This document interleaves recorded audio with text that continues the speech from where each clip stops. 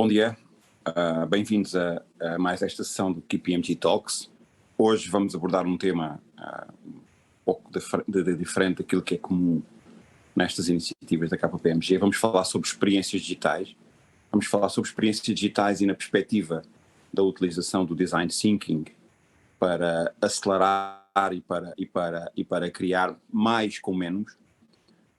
Se o tema da transformação digital é um tema já que está muito comum nas nossas agendas e no nosso caso em concreto, se há coisas que ouvimos dos nossos clientes praticamente todos os dias, já não tem a ver com o que fazemos, mas sim como aceleramos. E esta pergunta acaba por ser feita por muitos dos nossos clientes que estão ansiosos para ver os resultados da adoção de novas tecnologias digitais e que esse tema acaba por ocupar um espaço determinante no contexto da sua agenda de transformação. A nossa resposta acaba por não ser uma resposta simples, mas tem que ir ao encontro de dois fatores determinantes. A necessidade de qualquer organização estabelecer uma agenda de transformação estratégica que tenha a ver com a transformação do seu negócio e a necessidade, por outro lado, de adotar um conjunto de ferramentas e processos mais relacionados com a mudança operacional.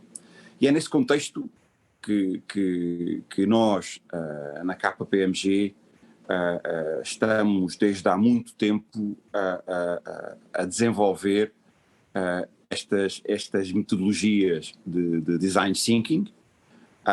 O Design Thinking, tal como muitos destes temas, não é a resposta única, mas acaba por ser uma componente importante para acompanhar as organizações a acelerarem a sua agilidade e a integrarem mais inovação na utilização das tecnologias digitais e a sua incorporação nas suas práticas de negócio. A transição do business as usual para o digital first não é fácil. O tema do mundo digital muda com uma velocidade muito acentuada e imprevisível, e a necessidade de se manter atualizado é uma questão determinante, e é aqui que entra o Design Thinking. O Design Thinking é uma metodologia de design centrada na criação de experiências de utilização, e hoje, nesta talk, a equipa da KPMG irá descrevê-la de forma estruturada e sistematizada naquilo que são os seus 5 passos, mas acima de tudo irá descrevê-la de uma forma sistematizada e estruturada, mostrando como é que nós o fazemos com os nossos clientes. Passo à equipa e a todos um bom dia e mais uma vez obrigado por estarem connosco. Olá, bom dia. Obrigada, Rui. O meu nome é Marta Rodrigues, sou aqui responsável pela equipa de Human Centered Design e hoje estou aqui acompanhada pelo Nelson e pela Mafalda, da nossa equipa de UX UI e de Service Design.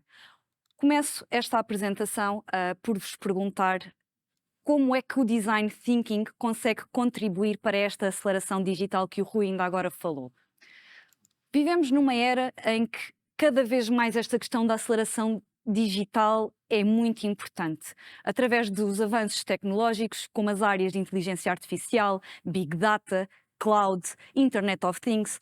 Todas estas questões levam as organizações a precisarem de adotar a aceleração digital para aproveitar o potencial destas tecnologias e assim conseguirem se manter competitivas.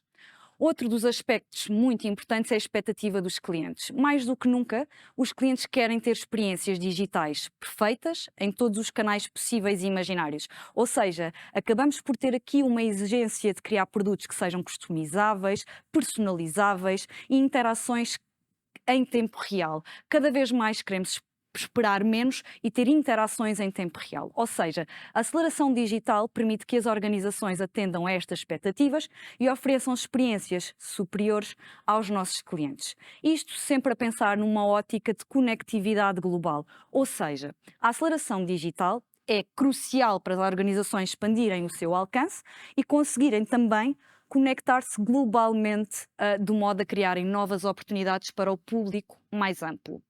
Isto tudo leva-nos, como é óbvio, a uma disrupção e a uma inovação. Ou seja, as tecnologias digitais começaram a romper os modelos de negócio tradicional, permitindo a que as empresas começassem a construir novos modelos de inovação. Como é óbvio, quem não corre atrás desta inovação e desta disrupção acaba por não ter a vantagem competitiva que as outras organizações conseguem ter. As organizações que implementam com sucesso a aceleração digital ganham uma vantagem competitiva, conseguem diferenciar-se, oferecendo produtos digitais inovadores, personalizados, tempos de resposta mais rápidos e um serviço com qualidade superior aos nossos clientes. Isto tudo acaba também por nos levar a uma otimização de custos, uma vez que, através da automatização de processos, a sua simplificação de operações e eliminação de fluxos de trabalho manuais e em papel acabam por ser deixados a segundo plano e acabamos por ter uma experiência digital superior. Estes serviços baseados, por exemplo, nas clouds, oferecem também alternativas económicas e uma infraestrutura maior. Toda esta capacidade acaba então por nos levar a uma agilidade e adaptabilidade. Ou seja, o panorama empresarial está em constante mudança e as organizações precisam de ser cada vez mais ágeis e adaptáveis para sobreviver e conseguirem prosperar.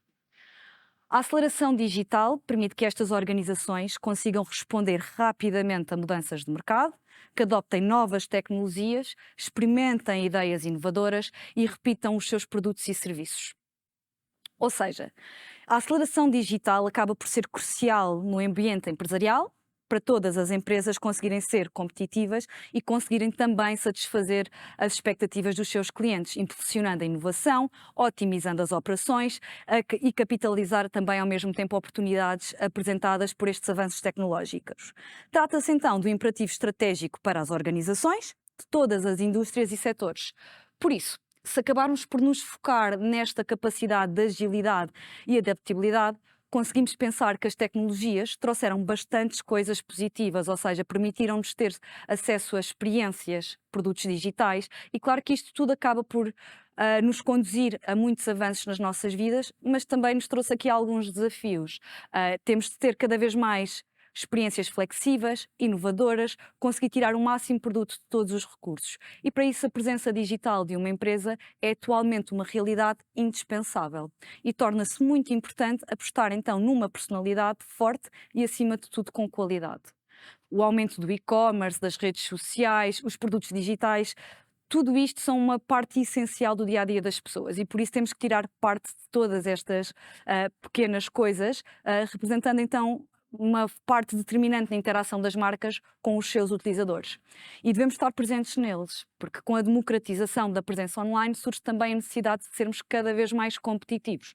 Atualmente as marcas competem pela atenção dos utilizadores, querem fazer a diferença e a internet está repleta de produtos e de conteúdos. E aqueles que não conseguem oferecer uma experiência que cumpra as expectativas correm o risco de perder a atenção dos mesmos. Ou seja, isto tudo leva-nos a que seja necessário estar online de uma forma genuína e de forma a acrescentar valor aos nossos utilizadores. E por isso, os utilizadores, se pensarmos nesta ótica que estamos a explicar, devem estar então no centro da nossa discussão, no centro da ação, de adaptar o negócio e as experiências em função das suas necessidades. Esta é a forma inquestionável não só de criar produtos e experiências fáceis de usar, com engagement, inovadores, com uma ferramenta diferenciadora no que diz respeito à concorrência e no desenvolvimento das relações mais fortes com os nossos clientes. De qualquer forma, nada é perfeito, existem desafios e por isso mesmo vou passar aqui a palavra então ao Nelson, que nos vai falar um pouco destes desafios. Nelson. Obrigado, Marta. Olá, bom dia. O meu nome é Nelson Lopes e, como somos a KPMG, gostamos muito de desafios. E aqui vou apresentar quatro dos desafios em termos de empresas e 4 desafios que temos na equipa de UX UI. Tanto estes desafios, estas problemáticas, acabam por ser uma sinergia entre a empresa e a equipa de UX UI. Uma delas é sobre a sobrecarga de informação, sendo que muita da informação na atmosfera internautica o que faz as empresas que devem definir estratégias ágeis para se posicionarem com um produto carismático e que representem os valores da mesma. Outro dos desafios é a evolução tecnológica, como a Marta bem exemplificou. É uma problemática constante em que a tecnologia evolui num ritmo sem precedentes e as empresas têm de acompanhar estas mesmas tendências para se manterem competitivas. Isto significa investir em novas tecnologias e novos produtos digitais regularmente e estarem dispostas a adaptarem-se rapidamente ao mercado específico. Outro dos desafios é a acessibilidade e usabilidade digital, sendo que, com a evolução humana, conseguimos identificar cada vez mais um aumento significativo de alguns problemas ou deficiências físicas ou cognitivas. Isto leva-nos a que a acessibilidade e usabilidade seja um ponto crucial, quando queremos que este produto seja aceito pela maioria da população. As marcas devem garantir que estes produtos sejam acessíveis e úteis a todos, independentemente das suas capacidades psicomotoras. Outro dos desafios é o user engagement e retenção, sendo que todos os produtos digitais disponíveis acabam por estar em várias plataformas. A retenção e o engagement dos utilizadores são essenciais para o sucesso de qualquer produto digital e este é um dos grandes desafios que já exemplificámos há pouco. Isto só é alcançado apostando na user experience, ou seja, na experiência do utilizador, para oferecer um produto digital eficiente e com valor. Falta de personalidade. Este é um dos grandes desafios de UX UI. Hoje, com os produtos digitais, conseguimos identificar que muitos deles são muito idênticos ou quase iguais. Também vemos algumas tendências que são, obviamente, tendências que são aceitas muitas das vezes pelo consumidor, mas muitas das vezes acabam por comprometer a criatividade. Resultando assim experiências e produtos muito semelhantes e que acabam por não refletir a identidade da marca ou os valores das mesmas para os utilizadores finais. Falta de coerência. A transformação digital dos negócios tipicamente é feita ao longo do tempo, priorizando certos meios e adicionando outros, à medida que as necessidades surgem, muitas das vezes sem plano. Falta de tempo. O longo tempo de desenvolvimento, tanto na vertente técnica como de design, depende sempre da complexidade do mesmo, ou seja, do projeto. Tempo esse que entre o início do projeto e o go live pode ser bastante longo. Isto pode resultar em vários pontos negativos. Um ponto fulcral é o tempo que o utilizador depende para executar a ação. Isto é um dos pontos fulcrais para a experiência e comatar, de certa forma, uma boa experiência no utilizador. Falta de recursos. Em termos de falta de recursos nos projetos, frequentemente as empresas acabam por não conseguir priorizar as primeiras fases do projeto, sendo que estas primeiras fases acabam por ser o foco de entender qual é a problemática, quem é o utilizador e a quem vai destinar este produto. O tempo de research, da pesquisa, onde se analisam as sinergias do negócio com as necessidades do utilizador numa fase de empatia e conhecimento dos buyer personas do mercado, acabam por, muitas das vezes, ser introduzida na experiência do utilizador como um ponto importante e assim acabar por comatar esta falha.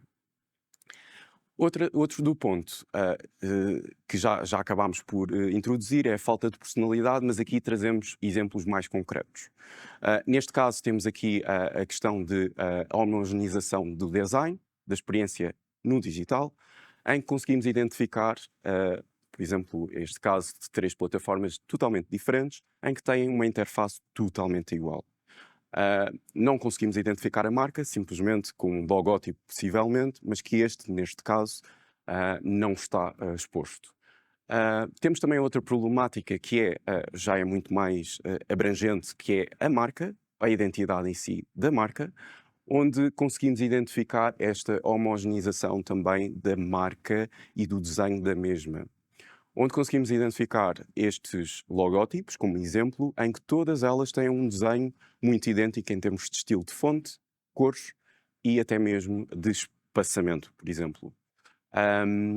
Este estilo acaba por, muitas das vezes, ser identificado como, para o user, para o utilizador, como algo já muito habituado a ver, mas de certa forma pode comprometer um bocado a diferença e o valor da marca em si.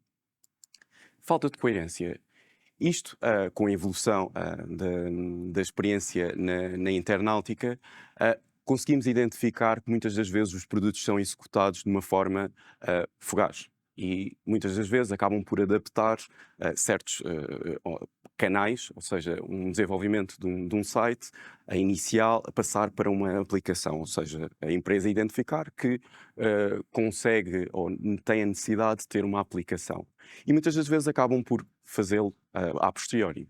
Temos aqui um exemplo de um website que é o mesmo, em que está presente tanto em registro desktop, ou seja, o website, e também numa app mobile.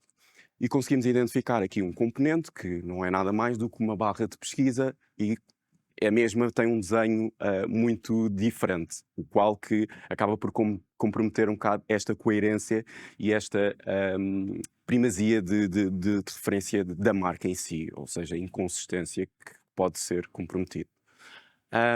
Depois também temos uma questão que também é muito relevante e que acaba por passar um pouco despercebido, que é o tom de voz. O tom de voz também acaba por estar representada num contexto de escrito, ou seja, quando estamos num site e conseguimos identificar qual é a presença da voz da marca. Ou seja, nesta mesma plataforma conseguimos identificar que temos uma ação onde eu quero entrar e tenho duas terminologias, tal como inscrever ou entrar. Sendo que isso, obviamente, que é um sinónimo, mas muitas das vezes acaba por comprometer o entendimento das pessoas. Se fosse tudo inscrever ou aceder, possivelmente eu iria identificar tanto no website como na app que seria a mesma ação. Muitos destes componentes acabam por estar inconsistentes e como é que pode ser comatado? Não sei se já ouviram falar do Design System, é das ferramentas que o UX UI acaba por aplicar, onde conseguimos, de uma forma muito focada, definir as fundações e as regras da experiência através de um pequeno componente e assim escalar para nas várias plataformas, ou seja, tanto em um website ou outras presenças de aplicação ou assim consequente. A falta de tempo. A falta de tempo é uma questão que acaba por ser transversal, o tempo corre, e para atingir objetivos, muitas das vezes muito ambiciosos, que são definidos tanto por nós ou mesmo pelas várias empresas, a experiência do utilizador nós tentamos sempre, consideramos que não podemos falhar. E para isso, muitas das vezes, com este desenvolvimento que pode ser muito antecipado, acabamos por não identificar alguns pontos que possam ser fulcrais. Como, por exemplo, este exemplo mais específico de eu estar num elevador e este elevador ter 100 pisos e estes 100 pisos estarem de uma forma não muito estratégica colocados e eu não conseguir identificar que eu quero ir para um 13º piso, eu não consigo identificar, como podem ver nesta imagem, onde é que está o 13º piso. Se eu estiver numa urgência, a minha primeira sensação vai ser frustração, ou seja, de ver 100 teclas e onde é que eu vou colocar. Isto, obviamente, que pode ser colocado, pode ser, de certa forma, reformulado com possivelmente, uma identificação mais clara dos vários tipos de pisos. Um exemplo mais também prático na vertente digital é simplesmente eu querer comprar qualquer coisa num site e neste mesmo apresentar-me várias pop-ups ou várias ações para eu ter que confirmar. Isto é um dos exemplos possíveis de frustrações que o user pode ter. A falta de tempo de desenvolvimento e do design. Isto é também, como já tinha introduzido, um dos temas que também acaba por, muitas das vezes, ser muito desafiante porque, como tudo, nós queremos sempre as coisas executadas da forma mais rápida e mais eficiente, com o maior valor possível. Para isso, muitas das vezes já conhecemos que o desenvolvimento em termos técnicos hoje em dia também está em evolução, sendo que hoje temos uma estratégia muito interessante, que é a estratégia da tecnologia low-code, que conseguimos desenvolver esse desenvolvimento em menor necessidade de tempo e de recursos necessários para desenvolver o produto final, permitindo decisões mais rápidas e processos mais eficientes. Este tempo poupado permite também uma maior colaboração entre o lado do negócio e a equipa de desenvolvimento. Uma das adversidades do mundo da implementação e da inovação é a falta de recursos, sem sombra de dúvida. Cada vez mais há mais experiências, ou experiência que seja classificada como as melhores, mas nem sempre isso acaba por acontecer. Isto acontece muitas das vezes por falta de entendimento da informação, da importância da informação, ou na fase de desenvolvimento, e pode-se confiar que em suposições de detrimento de dados reais, muitas das vezes acabam por ser comprometidas. E isto acaba por comprometer, lá está, o produto em si. E a falta de recursos, obviamente, não podemos deixar de esquecer o budget. O budget, ou seja, as empresas desenvolvem soluções completas com equipas de front-end, back-end e testers, e depois percebem que os resultados não são os melhores. O Design Thinking contribui para a otimização de custos, rever a ideia e alterar. Ou seja, há sempre aqui uma ideia de aproveitar conhecimento e aprimorar os mesmos. A falta de recursos também é a falta de pessoas. E aqui já tinha introduzido em termos de experiência ou de recursos especializados sobre os vários temas e contextos, que aí são muito importantes para que o produto final assim seja de maior valor. Nós, por exemplo, KPMG, somos representados em vários pontos do mundo e isso já nos ajuda em termos de recursos e de contexto de mercado. Agora, como é que damos resposta a estes desafios? A Mafalda irá dar-nos agora a resposta a esta questão e aqui vai. Obrigada, bom dia a todos. Portanto, depois de refletirmos sobre todos estes desafios, ponderamos onde é que a KPMG que está inserida então neste contexto, qual é o seu papel e que abordagem é que então adota para dar resposta a estas questões. É aqui que surge então a metodologia de Design Thinking. Para nós, na verdade, o Design Thinking é mais do que uma abordagem de resolução de problemas, é, na verdade, uma mudança de mindset. Um mindset que tem uma representatividade neste mercado cada vez mais fulcral para poder, então, implementar esta metodologia Design Thinking de uma forma bem sucedida. É um mindset em que colocamos o utilizador precisamente no centro do processo de decisão, despendemos de tempo para compreender as suas necessidades e garantimos que as suas necessidades e perspectivas e pain points são então integradas numa solução e num produto que dê resposta então a estes problemas reais. Existem vários frameworks associados a esta metodologia de Design Thinking, mas o que utilizamos então na KPMG é o framework de Double Diamond. Esta forma de diamante caracteriza então os estilos de pensamento que estão envolvidos ao longo do processo, que vão divergindo e convergindo mediante cada fase e está então subdividido entre uma fase de descoberta, outra definição, ideação e finalmente validação. Para que possam perceber melhor cada fase do processo, ou então de seguida dar uma breve apresentação de cada um, tal como exemplificar algumas das muitas ferramentas que podem ser utilizadas em cada uma.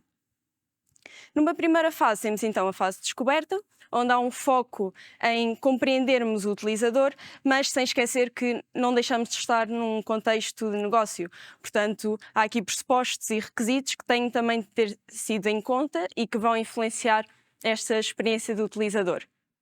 E para obter uma compreensão mais profunda das suas necessidades, desejos e pain points, utilizamos uma data de ferramentas.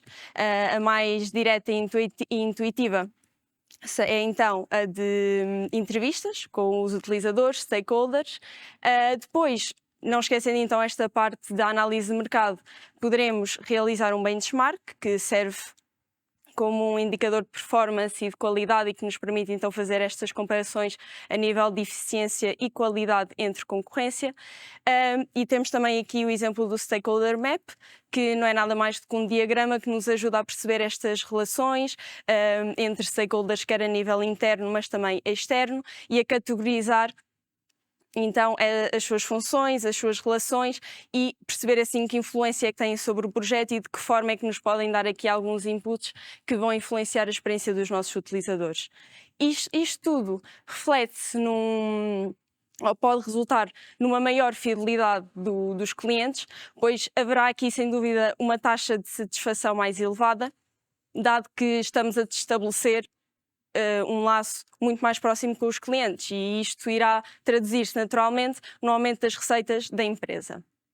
De seguida, temos então uma fase de definição em que tentamos definir claramente o problema, pois vimos numa fase em que reunimos bastantes insights, que alguns podem ser contraditórios e precisamos aqui de interpretar estas informações, interpretar estas necessidades e alinhar as mesmas com os tais business goals.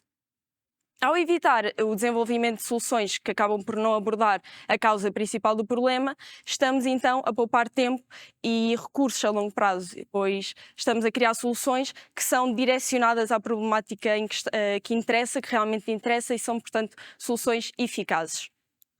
Para fazer isto, precisamos então de perceber para quem estamos realmente a desenhar esta solução. Utilizamos user journeys e construções de personas que nos ajuda a listar toda a jornada do utilizador desde o momento que entra então em contacto com a aplicação e termina a sua tarefa e o seu objetivo para com este produto digital. Então, e, portanto, consideramos aqui oportunidades, necessidades e pain points. E compreendemos assim as suas reais intenções e assim conseguimos otimizar a experiência do produto e do cliente. Depois temos também o desenho de cenários de utilização, através de storyboarding, que são nada mais do que técnicas de planeamento visual e que pretendem representar diferentes tipos de utilizadores hipotéticos e prever também determinados comportamentos. E após termos então estes pressupostos sólidos desta primeira e segunda fase, podemos começar a gerar ideias. É aqui que tentamos fundir todo o conhecimento então que foi recolhido até agora e começamos a esboçar a experiência que deve ser criada através do wireframes e mais tarde transformada em ecrãs da High Fidelity, já com cores e estilos, de forma a criar então o nosso Style Guide, que estará em conjunto com todas as regras e padrões que deverão ser aplicados na restante plataforma. Aqui a colaboração é um componente essencial, é aqui que permitimos aos membros da equipa também partilharem ideias e colocarem soluções inovadoras e inclusivas. Enquanto tivermos então as nossas ideias delineadas, precisamos de criar um protótipo e testá-lo junto dos utilizadores. É aqui que temos uma maior visibilidade então da nossa solução final. E é importante realçar que esta estrutura não é linear, que há aqui um foco na interação e queremos que o segredo aqui é abraçar a ambiguidade, a incerteza e ter aqui uma visão holística que nos permita pegar nestas incertezas e transformá-las em oportunidades, em soluções. E, portanto, este é o nosso objetivo com o Design Thinking, é criar as soluções que satisfaçam verdadeiramente as necessidades dos utilizadores. No entanto, não nos deixamos ficar por aqui. Enquanto equipa de UX UI, não queremos apenas identificar estes problemas e identificar estas oportunidades de melhoria, mas queremos sim também garantir que todas estas boas práticas são aplicadas de uma forma eficiente do início ao fim dos nossos projetos. E é, portanto, através de uma de uma metodologia a que chamamos Efficiency by Design, que a nossa equipa faz parte desde o momento zero da discussão entre o cliente e os Business Analytics até à passagem para a equipa de desenvolvimento. E é ao estar integrado nestes momentos fulcrais do projeto, ao manter a monitorização do produto do início ao fim da sua implementação, que isto nos permite então ter aqui uma data de aceleradores que nos distinguem de facto no meio desta aceleração digital. Acabamos por utilizar, adaptar, reutilizar materiais destes estilos, componentes, layouts, regras, de forma a que depois possamos no futuro escalá-las, desde soluções web para uma app digital, por exemplo. E mantemos assim, garantimos assim uma consistência entre todos os produtos e marcas. Com isto, acreditamos então que a nossa metodologia acrescenta valor no utilizador. Como mencionei várias vezes, há aqui um foco muito grande nas suas necessidades e motivações, e isto permite-nos então criar produtos e serviços que realmente respondem ao que estes procuram e, acima de tudo, precisam. Mais tarde temos então também um foco na inovação, porque promovemos aqui um pensamento criativo e experimental, com novas ideias inovadoras e que se distinguem de facto do restante mercado. Numa terceira fase, há então o foco no trabalho de equipa. Conseguimos, com esta metodologia, envolver diferentes perspectivas e soft skills, promovemos a cultura de colaboração e também acabamos por beneficiar das diferentes competências que temos internamente na KPMG. Com uma prototipagem rápida e uma testagem eficiente, acabamos por conseguir avaliar as ideias e os conceitos numa fase prévia e, por sua vez, poderemos aqui evitar mais decisões financeiras e esforços desnecessários no futuro, o que traz aqui então também rentabilidade como uma proposta de valor. E por fim, e diríamos que a mais importante, o Efficiency by Design traz flexibilidade, traz interatividade e isto permite às empresas adaptarem-se às rápidas mudanças no mercado e responderem mais facilmente às necessidades vulneráveis dos utilizadores. E como aplicar tudo isto nos projetos? Preparámos então alguns use cases que a Marta irá agora apresentar-vos. Obrigada, Mafalda. Portanto, use cases. Nós trabalhamos em todos os setores, não temos propriamente uma área de atuação, mas hoje trazemos os dois exemplos concretos. Um deles no setor da banca e outro no setor das seguradoras. Em termos de banca, como podem ver neste slide, fazemos todo o tipo de soluções, desde onboardings, aberturas de conta, web bankings, aplicações mobile. Tentamos digitalizar todos os processos e torná-los mais eficientes. Hoje trazemos então um exemplo em concreto, um exemplo internacional, em que, como podem ver na imagem, isto era a solução que os clientes tinham, o que fez com que se sentissem insatisfeitos, não conseguissem cumprir os seus objetivos. Havia aqui algumas reclamações para este banco e por isso nós tentámos então melhorar a experiência e estas lacunas no produto atual. Como é que o fizemos? Começámos primeiro por tentar perceber, em termos de stakeholders, como a Mafalda explicou ainda agora, quais é que eram os objetivos através de entrevistas, se era captar novos clientes, se era melhorar a plataforma, se era ter mais budget, qual é que era aqui o objetivo propriamente em termos da empresa, mas por outro lado tentámos também conhecer quais é que eram os objetivos e as necessidades dos utilizadores para estarem insatisfeitos com a solução atual. Com isso, criámos esta solução, tentámos então definir através de user stories, sitemaps, user flows, construir através de todas estas etapas que a Mafalda tão bem explicou, todos os steps para perceber se conseguíamos mitigar as dificuldades que os utilizadores estavam a sentir nessa altura. E o mais interessante neste projeto, e foi por isso que também vos trouxemos este exemplo hoje, é que através desta solução e desta proximidade com os clientes e com os utilizadores, conseguimos perceber que havia aqui uma lacuna muito grande ou uma falha que o banco sentia, mas também os próprios utilizadores, que era conseguirem captar um público mais júnior. Ou seja, como é que conseguiam reter crianças, como é que conseguiam aproximar-se dos pais e dizer: ok, venham para o meu banco, eu no meu banco ofereço-vos isto, portanto vai ser o futuro para os vossos filhos e é aqui que vocês devem apostar financeiramente a vossa família.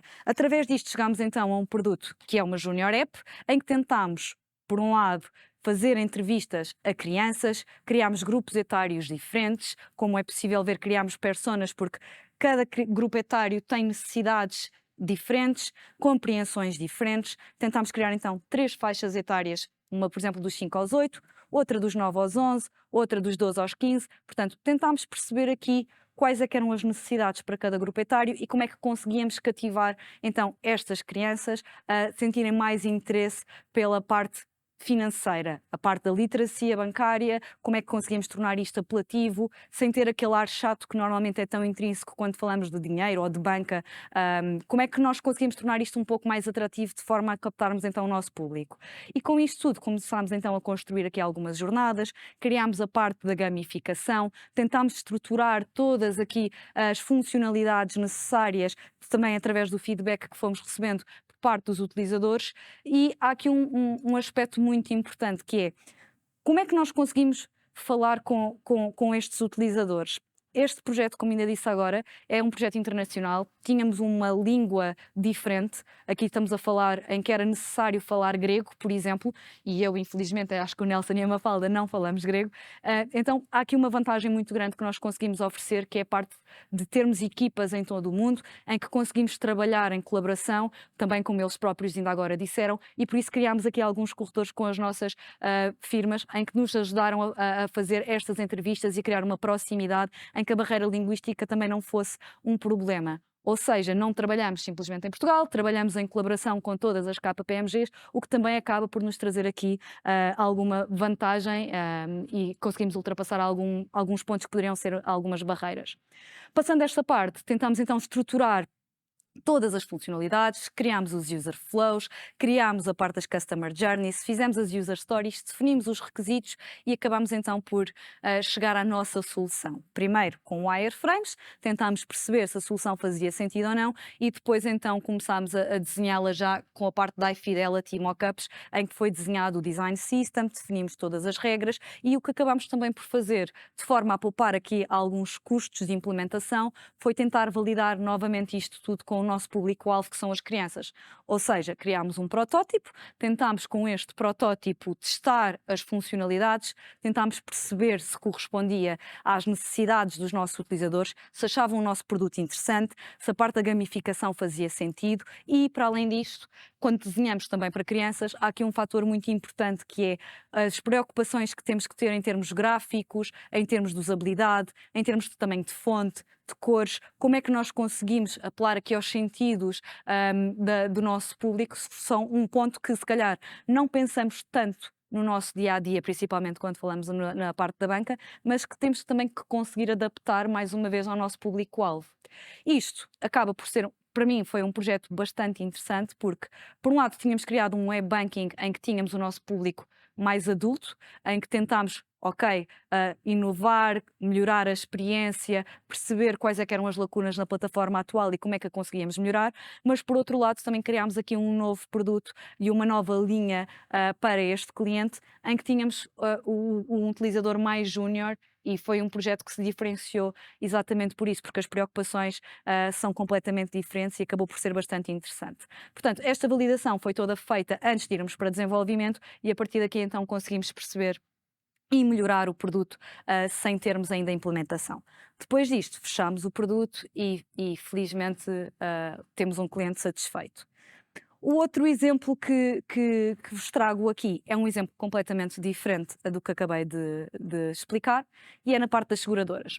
Ou seja, nós, mais uma vez, tentamos fazer todo o tipo de produtos para a área das seguradoras, mas neste caso o exemplo que vos trago é um exemplo interno, porque é importante pensarmos tanto no nosso utilizador final em plataformas B2C, mas também é importante pensarmos como é que conseguimos melhorar os processos internos e para as próprias equipas que também têm as soluções digitais. Portanto, neste projeto em concreto, o problema era a eficiência das equipas desta seguradora. Ou seja, como é que nós conseguíamos ser mais eficientes no nosso dia-a-dia, como é que conseguíamos otimizar a parte processual, digitalizar aqui alguns processos base e melhorar então a experiência e a eficiência dos colaboradores desta seguradora. Por isso, tentámos reestruturar a plataforma, mais do que melhorar mais uma vez a parte gráfica, tentámos perceber, ok, estas são as funcionalidades, isto é o que vocês têm hoje em dia, o que é que faz sentido adicionar de novo, quais é que são as vossas necessidades enquanto colaborador, o que é que gostava de ter, o que é que poderia otimizar o meu trabalho. Criámos, por exemplo, lembro-me agora, assim, rapidamente, da parte da gestão de tarefas, como é que se eu for de férias consigo passar uma tarefa para outro colaborador, como é que eu consigo ser mais eficiente a gerir o meu trabalho diariamente, perceber o que é que eu preciso de fechar hoje para poder ir embora. Tentámos melhorar aqui alguns processos, criar algumas dinâmicas novas e assim também melhorar o trabalho das equipas. Mais uma vez, usámos as user stories, definição de requisitos, brainstorming com o cliente, tentámos perceber aqui todas estas necessidades internas e depois então passámos para a parte mais gráfica, fizemos o nosso design system e definimos todas as características importantes deste produto. Com isto chegámos a uma solução mais contemporânea, que vai de encontro aos objetivos, que permite mais eficiência de trabalho e que com isto também nos poupa algum esforço e nos deixa mais satisfeitos. Depois desta parte, como é que nós conseguimos validar? Mais uma vez, aqui não tínhamos a barreira linguística, mas tentámos então fazer a parte de user testing para percebermos se a solução que nós estávamos a fazer ia de encontro ou não ao que era necessário. Portanto, tentámos fazer estes testes, melhorámos o produto novamente e só depois é que passámos para a parte de implementação. Quando passamos para a parte de implementação, como é óbvio, o nosso trabalho enquanto equipa de design não para, portanto, nós tentamos continuar a monitorizar sempre o nosso produto, garantindo o Pixel Perfect, garantindo que as equipas percebem o levantamento de requisitos, o que é suposto acontecer, como é que nós nos podemos comportar e onde é que nos inserimos no meio das plataformas e então tentamos manter sempre a ligação com as equipas de front-end, com as equipas de back-end e com os próprios testers, porque muitas vezes estamos a pensar nos requisitos e deixamos a parte mais de experiência de lado que não, se quisermos construir um produto eficiente, não pode acontecer. Portanto, temos que ter em atenção todas estas variáveis. Com isto, o que queremos com esta apresentação, então, passar-vos é que a metodologia de Design Thinking na ótica de aceleração digital permite-nos, por um lado, criar produtos que são mais intuitivos e inovadores, permite tornar as organizações mais competitivas, diferenciadoras no mercado, conseguimos aumentar a produtividade ao tornar uma empresa mais ágil e, consequentemente, através da redução de custos, ao testarmos várias variáveis antes de fases de implementação, portanto, menos recursos, menos custos, e conseguimos também integrar a adaptabilidade, a escalabilidade e a consistência nas nossas soluções, ou seja, exemplos como o que eu acabei de vos dar do web banking, em que componentes que são criados para uma plataforma web conseguem ser reutilizados numa aplicação para crianças, onde só temos que alterar a variáveis de estilos, mas toda a componente e todos os layouts já estão criados a priori e por isso conseguimos recriar produtos, manter a linguagem da marca e criar uma unificação que é bastante importante nos dias de hoje. Mantendo então a parte da personalidade, que também o Nelson falou, evitando as questões de tempo, evitando aqui a parte de sermos iguais em termos de mercado aos nossos concorrentes e conseguindo então assim esta parte da aceleração digital, de fazer a diferença e de, com isto, conseguirmos também manter o engagement dos nossos utilizadores. Obrigada a todos, deixo os nossos contactos e é tudo.